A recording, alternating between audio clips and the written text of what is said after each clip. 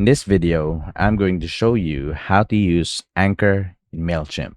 So the first thing that we'll need to do is go over and create a new email, and let's design a regular email. So just click on regular email and design it. Now we'll be asked how we want to design our email. Let's choose a basic layout so that we start with the basic elements easily and we can manipulate it easily. And just click on any of the layouts that you want as an example and apply it. And now here, let's wait for it to load, and let's add a code at the bottom. So you can add in wherever you want your anchor to be. So I want my anchor to be at the bottom. Just add in your code, and I have the code ready to be copy and pasted. Just copy paste it to the code. So here's the code, and